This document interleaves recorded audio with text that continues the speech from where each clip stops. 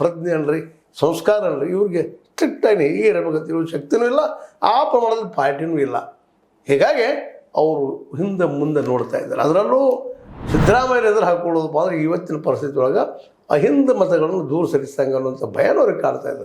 ಮತ್ತು ಇವತ್ತು ಸ್ಪಷ್ಟ ಕಲ್ಪನೆ ಬಂದುಬಿಟ್ಟದ, ಅಹಿಂದ ದಲಿತ ಮತ್ತು ಅಹಿಂದ ಜೊತೆಗೆ ದಲಿತ ಅಂದ್ರೆ ಅದ್ರ ಜೊತೆಗೆ ಆದಿವಾಸಿ ಇವು ಒಂದು ಒಗ್ಗಟ್ಟಾದ್ರೆ ಈ ದೇಶ ಚೊಕ್ಕಾಗಿ ಹಿಡಿಬೋದು ಅಂತ. ಇಂಥ ಸಂದರ್ಭದಲ್ಲೇ ರೈತರು ಸಹಿತ ಅವ್ರ ಕಡೆ ವಾಲ್ತಾ ಇದ್ದಾರೆ, ಬರ್ತಾ ಇದ್ದಾರೆ.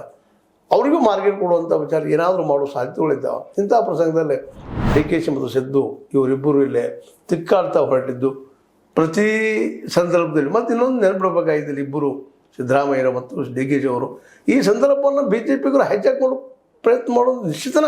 ಯಾಕಪ್ಪ ಅಂದ್ರೆ ನೀವು ನಿಮ್ಮಿಬ್ಬರಲ್ಲಿ ತಿಕ್ಕಾಟ ಹತ್ತಂದ್ರೆ ನೀವು ಯಾರಾದರೂ ಒಬ್ಬರದ್ರಿಂದ ಸಿದ್ದರಾಮಯ್ಯ ಅಂತ ಈಗಿನ ಮಟ್ಟಿಗೆ BJP ಹೋಗೋದು ಭಾಳ ಕಷ್ಟ, ಆದ್ರೆ DK ಹೋಗಬಹುದು ಅನ್ನೋಂಥ ಮಾತುಗಳು ಕೇಳಿ ಬರ್ತಾ ಇದ್ದಾವೆ. ಅವ್ರಿಗೂ ಕಷ್ಟನೇ, ಯಾಕೆ ಇಲ್ಲಿಯವರು ಸಾಕಷ್ಟು ವಿರೋಧ ಮಾಡ್ಕೊಂಡು ಬಂದಿದ್ದಾರೆ. ಆದರೆ ರಾಜಕೀಯದಲ್ಲೇ ನಿಂತ ನೀರಲ್ಲಪ್ಪ, ಚಲನೆ ನೀರು ಬದಲಾಗಬಹುದು ಅನ್ನೋಂಥ ಮಾತುಗಳನ್ನ ಕೇಳ್ತಾ ಇದ್ದೀವಿ. ಈ ಎಲ್ಲ ಗಂಟೆಯಲ್ಲಿ ಕಾಂಗ್ರೆಸ್ಸಿಗೆ ಇವರಿಬ್ಬರು ತಿಕ್ಕಾಟ ಉಗುಳಲಾರದ ನುಂಗಲಾರದ ಪರಿಸ್ಥಿತಿ. ಶಿವ ಗಂಟಲಲ್ಲಿ ವಿಷವನ್ನು ಇಟ್ಕೊಂಡಂಗೆ ಆಗ್ಯದ ಕಾಂಗ್ರೆಸ್ ಪರಿಸ್ಥಿತಿ. ಎಲ್ಲ ಪರಿಸ್ಥಿತಿಯನ್ನು ನಾವು ಇವತ್ತು ಯಾಕೆ ಹೇಳಬೇಕಾಗಿದೆ ಅಂದ್ರೆ, ಕಾಂಗ್ರೆಸ್ ಇವತ್ತು ಈ ದೇಶದ ಇದ್ದಿದ್ದರಲ್ಲಿ ಒಂದೇನಪ್ಪ ಅಂದ್ರೆ ಭವಿಷ್ಯದಲ್ಲಿ ಏನೋ ಒಳ್ಳೆಯ ಕೆಲಸವನ್ನು ಮಾಡಬಹುದು ಅನ್ನೋಂಥ ನಂಬಿಕೆ ಹುಟ್ಟಿಸೋ ಸಂದರ್ಭದಲ್ಲೇ ಹಿಂದಿನ ಕಾಂಗ್ರೆಸ್ ಅಲ್ಲ, ಇವತ್ತಿನ ರಾಹುಲ್ ಕಾಂಗ್ರೆಸ್ ಹುಟ್ಟಿಸೋ ಸಂದರ್ಭದಲ್ಲೇ ಈ ರೀತಿಯ ಜಗಳ ಪಕ್ಷಕ್ಕೆ ಹಾನಿ ಅನ್ನೋದರಲ್ಲಿ ಎರಡು ಮಾತಿಲ್ಲ.